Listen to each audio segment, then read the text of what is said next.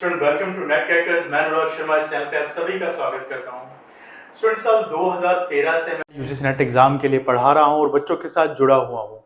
YouTube और जितने भी ऑनलाइन चीजें आप देखते हैं इनको तो स्टार्ट हुए अभी 2-3 साल हुए हैं, बट एक बहुत लंबे समय से मैं इस एग्जाम के साथ जुड़ा हुआ हूँ। ऑनलाइन और ऑफलाइन क्लासेस दोनों से ही जुड़ा हुआ हूँ। आज जिस तरह की क्लासेस आप ऑनलाइन में यूट्यूब में देखते हैं, कभी एक टाइम हुआ करता था जब अलग अलग प्लेटफॉर्म्स पे हम इन क्लासेस को किया करते थे।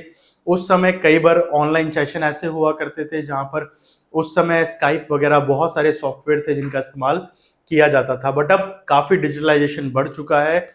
बट साथ ही एक और चीज है यूजीसी नेट एग्जाम से जुड़ी हुई, जो कहीं ना कहीं एक चिंता पैदा करती है कि पिछले 2-3 सालों से इस एग्जाम को लेके बच्चों की जो एक तरह से सिंसियरिटी थी वो काफी घटी है।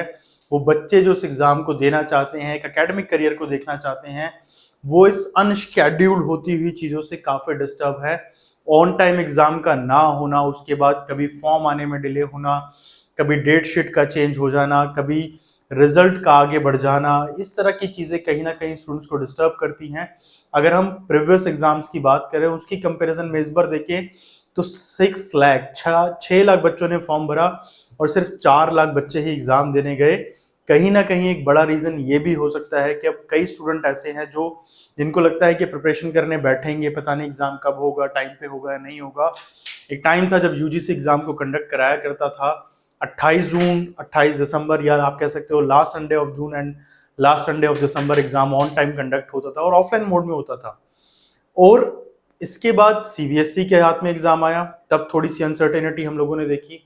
फिर एनटीए के हाथ में आने के बाद तो पूरी साइकिल ही डिस्टर्ब हो गई एंड फाइनली अब इन्होंने साइकिल ठीक करने की कोशिश की। दिसंबर का एग्जाम मार्च में कराया, तो वो बच्चा जो जून के लिए प्रिपेयर कर रहा था उसको मार्च में एग्जाम देना पड़ा, और वो बच्चा जिसने मार्च में एग्जाम दिया और अच्छे से क्वालिफाई नहीं कर पाया, अब वो दुविधा में था कि जून में एग्जाम दूं या ना दूं।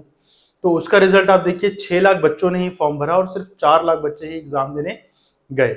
अब यहां पर एक और ट्वीट हम लोगों ने देखा है, ट्वीट आया है किसकी तरफ से? ट्वीट यहां पर हमें देखने को मिला है यूजीसी के जॉइंट सेक्रेटरी की तरफ से। यूजीसी के जॉइंट सेक्रेटरी हैं doctor Tejas P Joshi.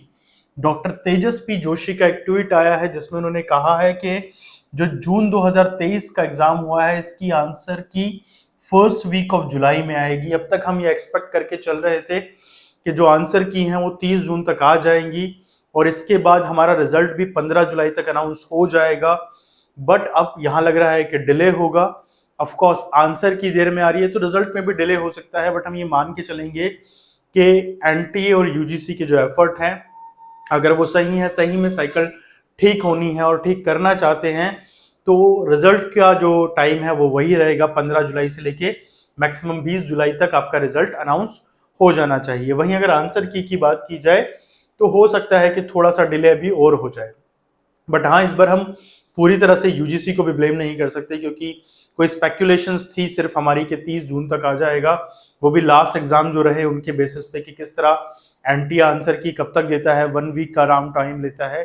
But यहाँ पर लग रहा है कि थोड़ा सा देर एनटीए को हो रही है, बट हम ये मान के चलेंगे कि 15 से 20 जुलाई के बीच में रिजल्ट आ जाएगा। अगर आंसर की ऑन टाइम, जैसा कि डॉक्टर तेजस पी जोशी कह रहे हैं, अगर ऑन टाइम आंसर की आती है तो रिजल्ट भी 15 जुलाई से लेके 20 जुलाई तक अनाउंस हो जाएगा स्टूडेंट। साथ ही एक इंफॉर्मेशन जो सबको देना चाहूंगा, आप किसी भी सब्जेक्ट के स्टूडेंट हो और पेपर 1 के भी अगर आप स्टूडेंट हैं, तो ऐसी कंडीशन में कोई भी डाउट एग्जाम से रिलेटेड, या अगर आप दिसंबर 2023 के लिए प्रिपेयर कर रहे हैं, तो नीचे दिए गए नंबर्स पे हमें कॉल कर सकते हैं, मैसेजेस कर सकते हैं, अपने डाउट्स हमारी एक्सपर्ट फैकल्टीज के साथ डिस्कस कर सकते हैं।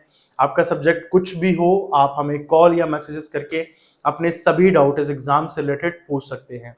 साथ ही हमारे टेलीग्राम ग्रुप के साथ जुड़कर आप बहुत सारी फ्री पीडीएफ अलग अलग सब्जेक्ट्स में और स्पेशली पेपर 1 पे शेयर की जाने वाली पीडीएफ्स को हासिल कर सकते हैं। धन्यवाद दोस्तों।